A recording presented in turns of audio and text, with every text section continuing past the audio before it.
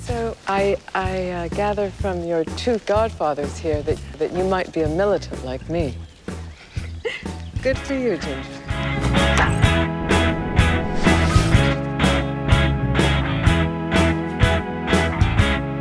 This is Sophia Savage with Indiewire, and we are here at the red carpet for the AFI special screening of Ginger and Rosa. We're going to talk to Elle Fanning, director Sally Potter, and more as they come up the red carpet. I was a child at the time in 1962, younger than the two girls in the film. But I do remember the feeling of the nuclear threat and at the time of the Cuban Missile Crisis, that really the world might come to an end. And of course I remember being a teenage girl. So I remember what it was like having a best friend and how passionate those friendships are, actually. Ginger has to go through a lot of very tough subjects and a lot of different emotions in the film, and so it's sort of channeling that. But I mean, getting to work with Sally and just the amazing cast, it was incredible. I think Sally is an artist, and the way she works has the detail and subtlety of sort of someone who very much has a vision. Well, one, I was a fan of Sally's for many, many years, so when the script came in I was already tearing into it and so excited, and I just loved this role. I thought she was such an exquisite woman, and there was so much depth to her and so many things to figure out about the character, and so working with Sally was amazing because she's such an intimate person and such an intimate director. About 2,000 girls audition. I met about 200. And then I met Elle Fanning, and I was blown away. Immediate. Fell in love with her and thought she was outstanding, and came to it with such intelligence, even though her experience is so different than the world of the film. But she was able to make that leap with her imagination, and she works really hard. You know, she's extraordinary. We really created our different characters, and when we were shooting, it was like, I also had the red hair, so I didn't really feel like myself. I felt like Ginger. I felt like a different person, so it was exciting and new for me.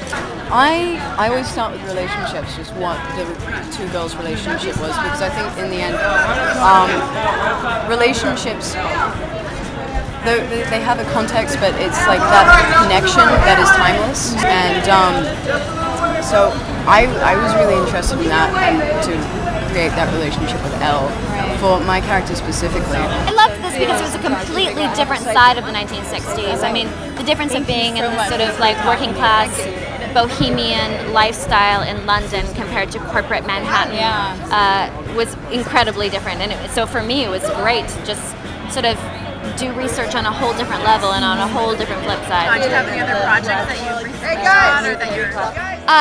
Well, I'm going to, as soon as this season of Mad Men's done, I'm going to go do Ryan Gosling's film that he's directing. I'm very excited about that. It's a very sort of surreal script. It's kind of hard to describe. Ryan describes it as a fantasy noir, and I would stand by that description of it. It becomes a bit of a fable. I'm a woman who is protecting her sons, ends up working at a fetish club. It's very sort of, there's a lot of information. We had real rehearsal time before, and every single member of the cast and crew, also behind the camera, were so committed and so and thrilling to work with. It was really vibrant and very intense for everybody, I think. Interesting. Do you think Simone de Beauvoir has a bubbly personality? Who? That French writer. She's an existentialist. Maybe she hasn't read Girl. It says here that boys don't like girls who are too serious. Oh. Well, even so. Did I tell you I've decided to be a poet?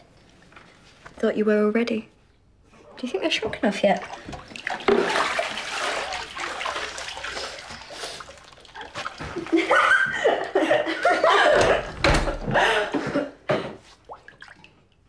Sorry.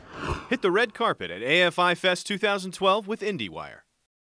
Devin Faraci bellies up for a martini with 3 fellow critics to decide which Bond is the greatest. Phil Gower decides to take his love of Twilight to the streets, determined to be first in line. His love of Twilight is twi-hard and will not die. Devin Faraci takes you on a behind-the-scenes tour of Universal Studios and gives you insight into the creation and locations that birthed some of the greatest monster movies of all time.